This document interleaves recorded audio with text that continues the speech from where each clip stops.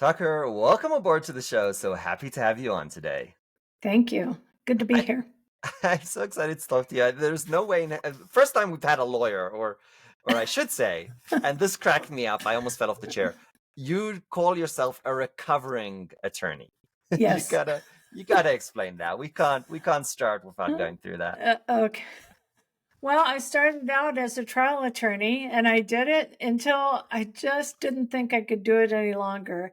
And one of the factors was I also married another trial attorney, and the two of us were trying to figure out how can we create a life that we really want to have and how do we have a family. So we kept our credential. I continue to be a member of the Bar Association here in Washington State, where I live and largely work from. And my husband has kept his membership as well. But both of us went on to have the careers in law that nobody told us existed when we went to law school. So it's always in the blood. It's always in the way of thinking. And I love lawyers. I'm married to a lawyer. They're really a lot of fun, despite what everyone thinks and despite all the jokes out there, many of which my mom tells. But I have found a career that fits me better. I love that. Give us a taste of what it means to be a trial lawyer. What's the good, the bad, and the ugly? That is a really good question because my husband and I were just talking about we think law practice has probably changed quite a bit from when we were Mm, there. And so that this is 30 plus years when I was practicing law 30 plus years ago. And um, it was long hours, irregular hours, high pressure, high stress. I was always on the defense side of it. So mm, you could prepare for where the argument might go, but you always yeah. had to be responding to where it just went. So Yes. it was an interesting process. You couldn't be very well scripted, but in the end, that worked really well for me.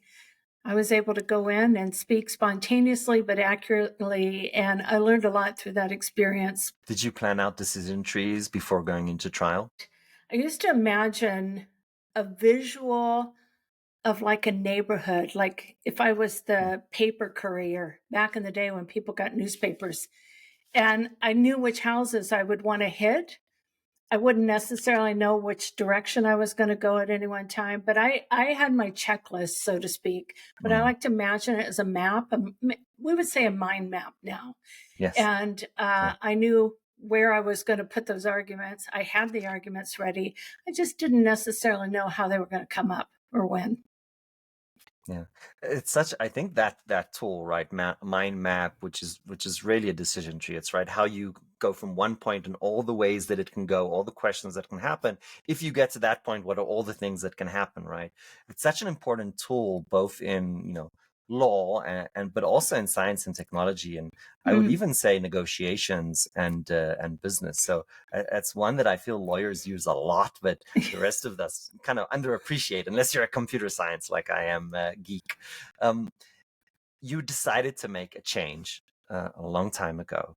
What did that lead to? Well, it led to the first of many changes. And someone was just asking me the other day about, well, how in the world did you map out this career that you had? And I said it was one Yeah. yes and one willingness to try something new over and over again. And it was that experience of throwing myself into something new, a new challenge that got me closer and closer Mm, to what I can now look back and understand I was looking for, but at the time I didn't necessarily know what it was. I reacted a lot to, well, I don't like yeah. this. So what's the next thing? And I don't like this part of it. So what's the next thing? How do I keep optimizing? But when I look back, it was really clear to me that I kept optimizing in a direction that took me to the impact and the story that was one person big, usually not a huge Mm, environmental defense fund, not a huge super fund case, not a class action lawsuit, not even a large corporate contract situation. There were things to be learned in all of that, but it was how can I get a little bit closer to the heart of the story as opposed mm. to the circumstances of the story? That is incredibly delightful, but I want to dig into that. Give us more of a sense of what you mean by one person big. I'm going to take you back to when I was still practicing law, and I Mm, had this leather briefcase and I had my suit on, and it was time to leave at the end of the day. And I hopped in the elevator, and I had my junior lawyer case here that was leather and nice and very hard to handle because it hadn't been broken in. And then the senior trial attorney hopped in with me. And he had the same case I did, mm, except his was broken in and cool. And it was about 3 times as big as mine. And I stood there looking at him and I thought, if that's what success looks like here, is just 3 times bigger and a worn briefcase, I think I'm in the wrong spot. So that got me thinking. I spend so much time going over documents, going over arguments, going over, difficult negotiations and whatnot. And I thought there's people behind each one of these stories. And ultimately, I was asked, as I was kind of exploring options, there were a lot of places I could go, but I decided to stay in the corporate environment that I was in and just, adjust one dial at a time.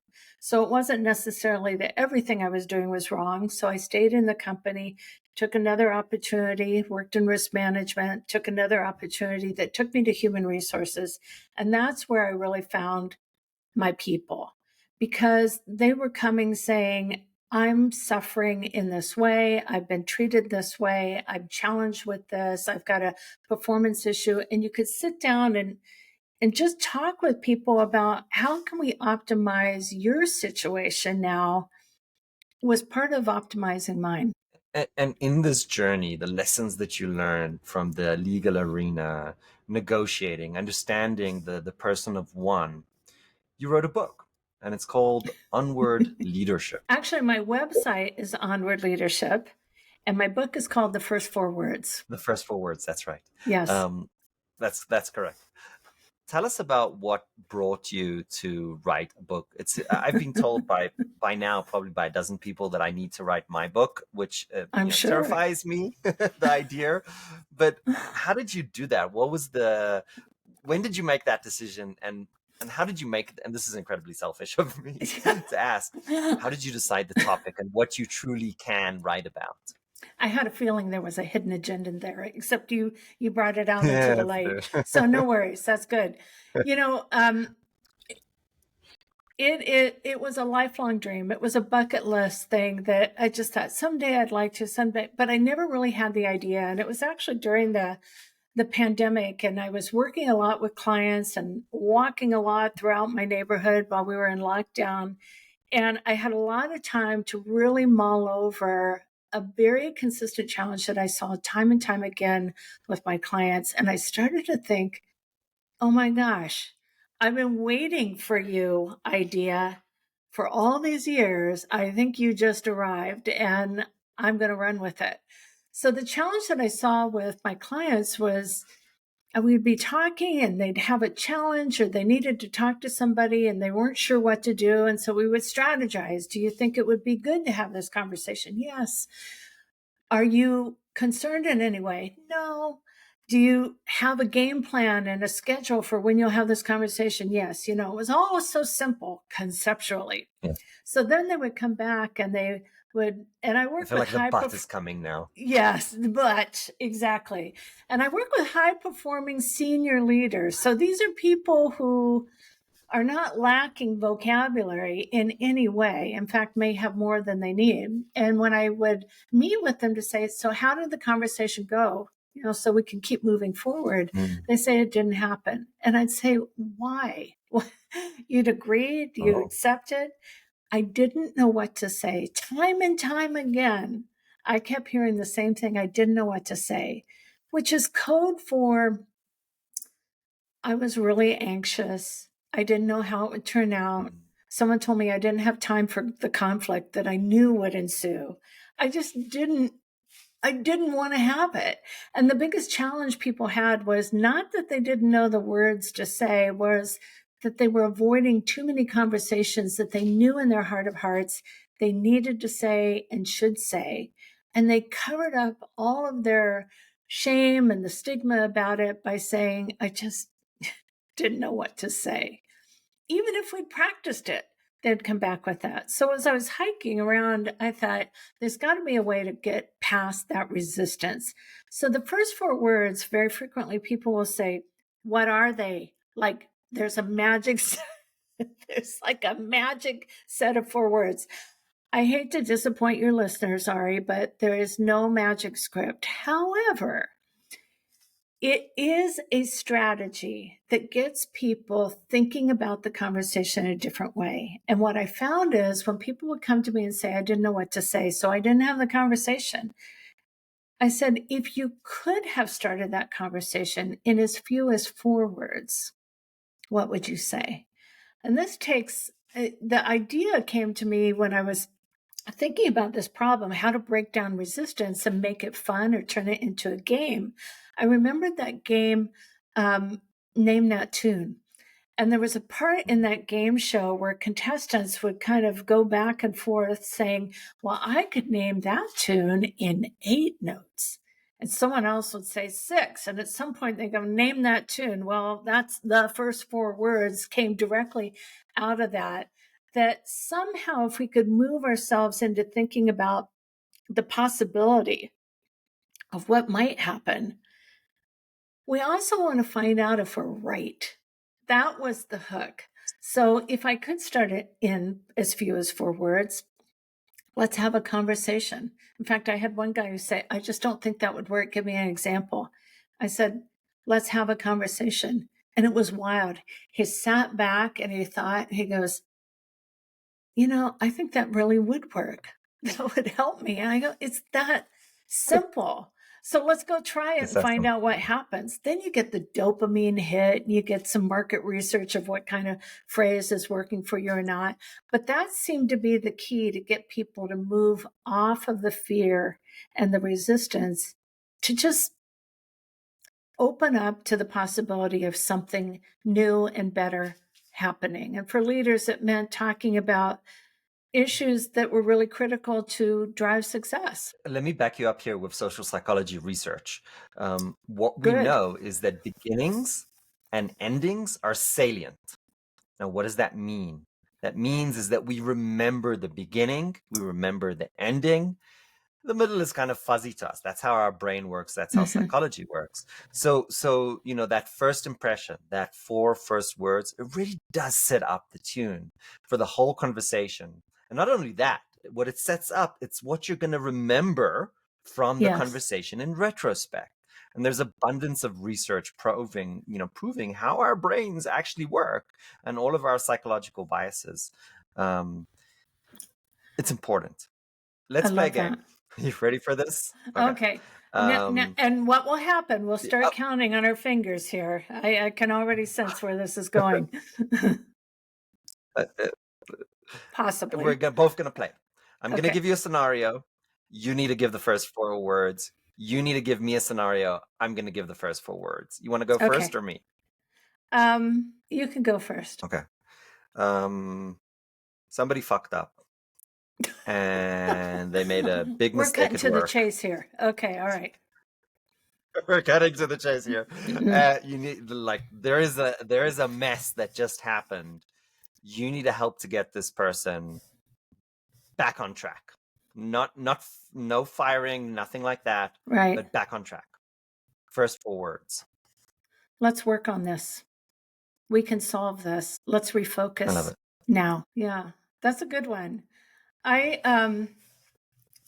We just came off of, the Thanksgiving holiday here in the States. And one of the things is, all the things that come up at the Thanksgiving table that push everybody's hot buttons. So let's just say someone shows up at Thanksgiving having very different political views than the rest of the family. And just to provoke a reaction. Just a hypothetical. Yeah, that's all I'm saying.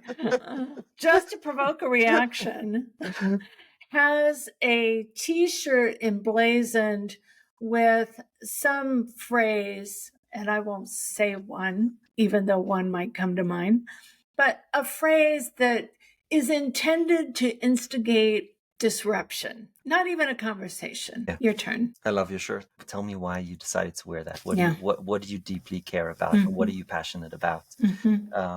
I think curiosity is the antidote to a lot of the evils in this world.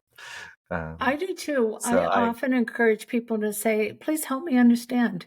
4 words. yeah. Help me understand this.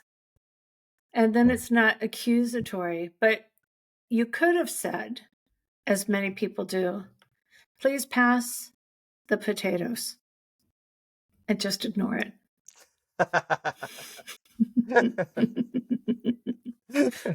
Who made the pie? You know, you talked about something, and I love it. You segued into this, and so I'm gonna smash this high ball. I'm a ping pong guy. Conflict is important. We avoid conflict. How do we create what I call constructive or creative or productive conflict? And Yeah. should we really be afraid of conflict? So I'm all for conflict, especially conflict that has a purpose. So in the example that I gave you, what is the purpose really? Is it just to stir everybody up on a family holiday? I might choose very deliberately not to play along. And I think, what's the goal of the conflict? Is it innovation, understanding, growth? Because discomfort is the currency of growth. We're all going to be Yes. in some Thank level you. of conflict. Yeah. And it's just the first thing that has to happen, I think, in a productive conversation is that there's some agreed. We use the word safety a lot, but I think there's some pretty tense conversations that can still be very productive and might feel a little bit risky. But there's some structure or curbing around it that when it escalates to this point, we're gonna take a pause. Yeah. Because it needs to stay directional about the content or the context of what we're talking about. But when it breaks down to personality and ideology, that's where we're going to kind of get lost in it. I love that. I have to quote this. This is brilliant. Discomfort is the currency of growth. That is so true. I mean, that's why we don't want to create conflict, right? We're avoiding this discomfort. Yes. We don't want to Yeah. be there. Yep. And it's But there's value. actually, it's why we avoid the conversation too, because we make up in our minds, if I really state my truth, I might be attacked. If I state my truth, somebody might object to it. If I state what I really think about a situation, am I putting myself more at risk? Is there going to be more conflict in a way that I can't really handle? Might I mess it up? Will people get mad? All those things are the things that get in the way. That kind of discomfort does justify not showing up, but it doesn't take us to the level of growth. If you want to lean into growth, you're going to commit to having the conversation. Here's my argument. I don't know if it's the number one, but it's up there. One of the reasons why executives are failing is because they do not have an environment to get honest and genuine feedback from their team, because what their team is thinking to themselves, if I give this feedback, this criticism maybe, will it negatively impact my career, my perceptions? Because we don't have a culture of being honest. And we're going to sugarcoat the shit out of it until our message is completely lost. Yeah. Yeah, I think that is true. And it also suggests that it's because of the individual leader behaving that way. But I like that you use the word culture, and it even goes beyond the organizational culture. So right now, with so much economic and political disrust, any kind of stepping out that would put me at risk is going to be causing a response where I might not want to risk it. So you've got layoffs happening. People don't want to be necessarily visible at a time when there are a lot of layoffs. And so it's not even the individual manager that's creating that. There's circumstances well beyond what we can control. However, those are times where there is a call to action for leaders to acknowledge there are a lot of things going on in the world that we can't control. So let me share with you and start talking with you about the things that we can control and how I'm here for you. That it's almost a call for leaders to over communicate their assurances to people to the extent that they can. That is so delightful. I feel that it's not practiced enough. I mean, if I had to give one piece of advice on this topic to executives, is when you go into the office tomorrow, or your next, all hands meeting, admit to making a mistake, share what the mistake was, what were the decisions or reasonings that caused that mistake, and then explain what is the process that you are changing forward future Yes. in order to avoid that mistake again. If you show that kind of leadership, every single one of your employees will copy it. And that's what you want. So I have a story. I know you like stories. So I have a story about exactly that. May I share it? It's right in the name, Story Yeah, Samurai. there you go. So I was working with a team and we were talking around these topics very similar to this. And the leader said, I want to share something with the group. And he said, I was getting a lot of feedback that my language was inappropriate. So he was using a lot of superlatives and all kinds of things, swear words and stuff. And for a professional work environment, while nobody at work was complaining about it, there was one person who was complaining a lot about the language he was using, and it was his wife, because they started to hear their 2-year-old mimicking the dad. And he said, it is very important to me, my marriage and my family, that I start improving the way I talk. And because how I talk at home is so informed by all the talking I do here, I'm enrolling, begging, pleading everybody on the team to be a part of my solution. And he had this big, it was a big glass jar of some sort. And he says, every time somebody hears me use an inappropriate word, I want the feedback on it. And I'm putting $1 in here every time. And then when this is filled up, we're having a party. And the first couple of weeks, nobody said anything because this was a pretty big change. And he kind of reminded them and coached them. And he goes, oh, I heard myself say it. I'm going to put $1 in myself. And then when he saw, oh, we're really doing this. One brave person said, well, I think I heard one. And he said, you're right. And he put $1 in. And then everyone started to get in on it. And the interesting thing was they did get to a point where it was all filled up. They had a party and then they started to reflect on things. How's it going on at home? And he said, it's great. My wife's thrilled. My daughter doesn't sound like a sailor anymore. And he stepped back and he said, the other thing I've noticed is nobody on the team is talking that way anymore either. That when I made the change, everything else changed. And it was really powerful because what he may not have understood at the time is how that little ripple effect had a profound impact, but it had an impact on those individual team members as well, because this particular group was recognized to be a little bit raunchy. And once they upped their professionalism, they came on the radar for other people within the organization as someone that might have talent for their team. It really had a cascading effect, far bigger. And it started with one 2-year-old who swore like a sailor. It was great. But here's the brilliance. Right? The thing that you kind of skipped over is that he really exemplified asking for help. Yes.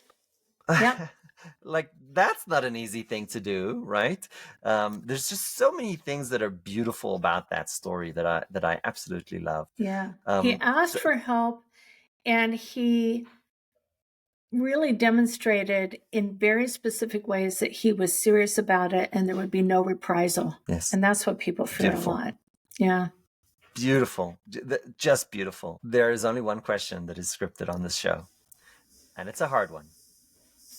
If you had to go back to 20-something-year-old Tucker, what would your advice be to her? That is a hard one. There's so many pieces of advice, but I'm now raising those people, those 20-year-olds myself.